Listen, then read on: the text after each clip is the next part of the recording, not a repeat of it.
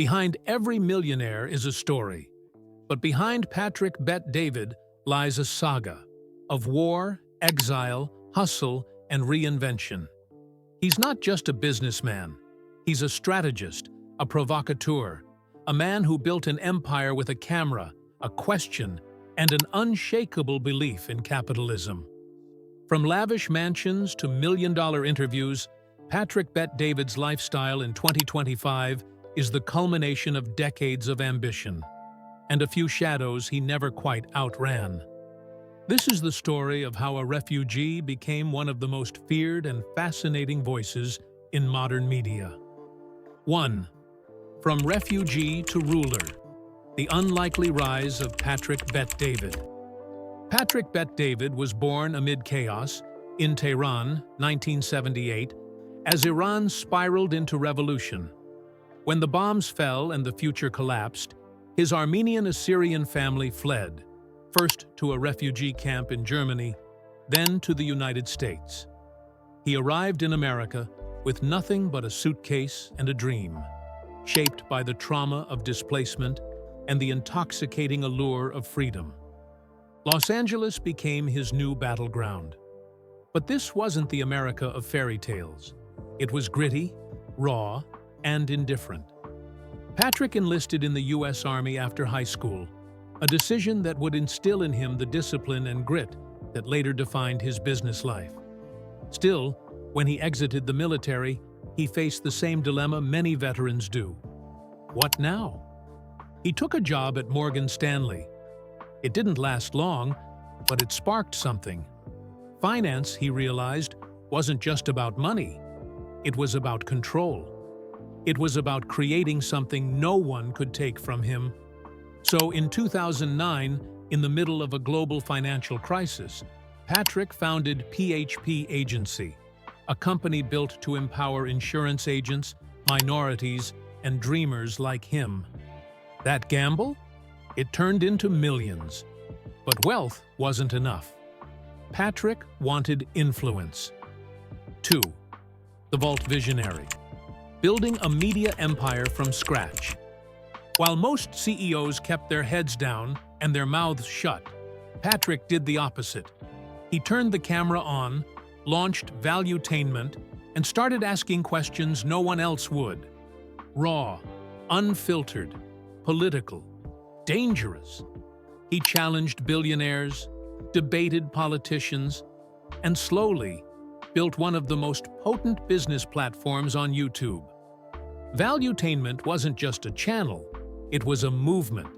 Entrepreneurs, hustlers, contrarians, they didn't just watch Patrick, they followed him. He dissected capitalism with the precision of a surgeon, wrapped it in storytelling, and served it to millions hungry for more than motivation. But with virality came scrutiny. He faced criticism for platforming controversial figures, for leaning into politics, for saying what others wouldn't. Yet, he doubled down. Interviews with Jordan Peterson, Andrew Tate, and even mobsters and CIA agents became part of his brand. He wasn't chasing clicks, he was curating chaos. By 2025, Valuetainment had morphed into a full-blown media company, complete with studios in Florida, partnerships with high-profile creators, and rumors of a political run. The refugee had become the ruler, not just of companies, but of conversations. 3. Millions, microphones, and the making of a mogul. Patrick Bet David doesn't just talk business, he is business. By 2025, his estimated net worth had soared into the tens of millions, thanks to a potent mix of entrepreneurship, equity, media, and investments. But his real currency? Attention. Every appearance, every post, every quote was strategic. His interviews weren't just content, they were power plays. While most influencers faded after a viral moment, Patrick engineered virality. He booked guests who were trending. He filmed with cinematic flair. He turned business into entertainment, and viewers into loyalists. But the lifestyle wasn't just digital. In real life, Patrick moved like a mogul. Exclusive cigar lounges, invite-only summits, elite masterminds with six-figure entry fees. He cultivated mystique, not through secrecy, but through selective access. You could watch him, but to meet him, that required status. Yet behind the microphone, there was still a man who remembered the refugee camp. He spoke often of legacy, of what kind of country his children would inherit. That tension between capitalist shark and philosophical father defined his brand and made him one of the most paradoxical, powerful figures of his generation. 4. Real estate royalty. Inside his multi-million-dollar mansions. Power needs a throne, and Patrick Bet-David built his in Boca Raton, Florida. After relocating from California in a highly publicized move, he made it clear, Florida wasn't just a tax haven, it was a mindset. Freedom, boldness, disruption, everything his brand stood for. At the center of it all was his mansion, a sprawling Mediterranean-style estate nestled in one of the most exclusive neighborhoods in South Florida. Gated, guarded, grand, the kind of property where success isn't whispered. It screamed through marble hallways and echoed in vaulted ceilings. The home boasted over 10,000 square feet of meticulously curated space. An executive office that resembled a war room, a private screening room where he reviewed valuetainment footage like a director watching dailies, and a backyard oasis complete with infinity pool, cigar terrace, and a detached guest house, reserved for VIPs. But that wasn't his only property. Patrick quietly acquired other real estate holdings, some for living, others for legacy. An oceanfront condo for quick getaways, investment properties across Texas and Florida, and, according to rumors, an estate overseas, perhaps in Armenia, a nod to his ancestral roots. For Patrick, real estate wasn't just about lifestyle. It was about symbolism, owning land, carving permanence out of a life that had once been defined by movement and loss. His homes weren't just luxurious, they were declarations. 5. Drive to dominate. Patrick's obsession with exotic cars. He doesn't just collect cars, he commands them. Patrick Bet-David's garage in 2025 reads like a billionaire's wish list. Rolls-Royce Ghost, Ferrari 812 Superfast, Lamborghini Urus, a custom McLaren, and the crown jewel, a matte black Bugatti Chiron, worth well over $3 million. Each vehicle has a story. The Rolls for business, the Urus for family outings, the Ferrari for adrenaline. But it's more than utility, it's identity.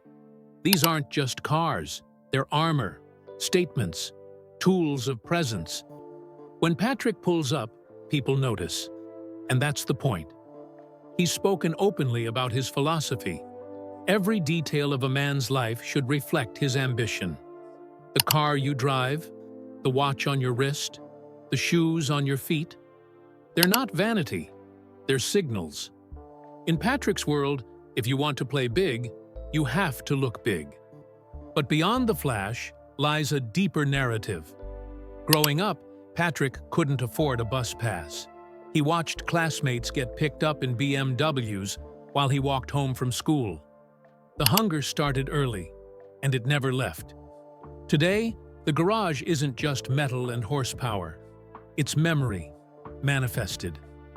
6. Private jets and public power plays. Patrick Bet-David doesn't waste time. And in 2025, time means altitude. Enter the private jet. Sleek, silver, and permanently stocked with cigars, books, and business decks. He isn't shy about it either. The jet isn't just for comfort. It's a brand extension, a symbol of scale. Whether it's flying to New York for a guest appearance, jetting to Dubai for a high-stakes interview, or hosting onboard brainstorming sessions with his core team, The jet is a mobile war room. Deals are signed at 40,000 feet. Empires are expanded between time zones. But every ascent comes with turbulence. Critics accused him of flaunting wealth in a fragile economy, of losing touch with the everyman he once inspired. His response? Blunt, unapologetic capitalism. "I'm not here to blend in," he once said. "I'm here to build." Power, for Patrick, isn't about how many zeros are in your account. It's about leverage. And nothing says leverage like taking off when others are still waiting at the gate. The jet isn't just a tool. It's a message. He's not just playing the game, he's changing the altitude. 7. Mind games and master plans. His unusual daily rituals. To understand Patrick Bet-David, you have to understand his mornings, because that's where the battle begins. By 5 a.m., he's already deep into the war room of his own mind. Journaling, strategizing, reading. While the world sleeps, he sharpens. Not just his intellect, but his edge. His daily rituals have become legend among followers. A rigid calendar where every hour is accounted for. Morning workouts, often filmed, never casual. A rotating list of books from military history to modern psychology. And a whiteboard filled with goals, not just for the year, but for the decade. Patrick treats life like chess. Moves are calculated, pieces protected, outcomes anticipated. He often says, "If you don't plan your day, someone else will." That discipline isn't just philosophy, it's his operating system. But there's also a darker side, the relentlessness, the obsession with control. Friends have said he struggles to disconnect, that his mind is always running simulations, always preparing for some invisible war. Even leisure becomes strategy. Every cigar, every round of golf, every family trip. It's curated, purposeful, intentional. It's not balance, it's dominance over his time, his thoughts, his future. And in 2025, as his influence expands, so does the intensity of the routine behind it. 8. Luxury meets legacy. The family behind the fortune. Amidst the interviews, investments, and empire building, there's one constant in Patrick's life: his family. His wife, Jennifer, and their 4 children form the emotional backbone of a man often seen as all business. But at home, he trades the suit for softness, at least a version of it. Jennifer isn't just a spouse, she's a partner in vision. A former PHP executive herself, she understands the hustle. She's not behind the scenes, she's beside him. From family vlogs to public speaking, she's helped humanize Patrick's brand, balancing his intensity with poise and warmth. Their home life is surprisingly structured. Dinner together is a non-negotiable. Screen time is limited. Books are mandatory. The Bet-David children are being raised with an ethos of discipline, self-awareness, and ambition, traits that mirror their father's journey. This isn't luxury for the sake of comfort. It's training for legacy. And legacy, for Patrick, is everything. He's said it many times. "I'm not building this for me. I'm building it for when I'm gone." It's why his children already attend elite schools, why he's drafting educational curriculums, and why his wealth is meticulously protected in trusts and plans. In a world obsessed with the now, Patrick's eyes are fixed on forever. 9. Enemies, interviews, and unfiltered opinions. Patrick Bet-David doesn't run from controversy. He drives straight into it. In a digital age of curated personas and cancel culture landmines, he remains defiantly unfiltered. And it's made him powerful and polarizing. His interviews pull no punches. Politicians, celebrities, ex-intelligence agents, mafia insiders. He's not interested in fluff. He digs, probes, challenges. Sometimes he praises. Other times, he eviscerates, but always he controls the frame.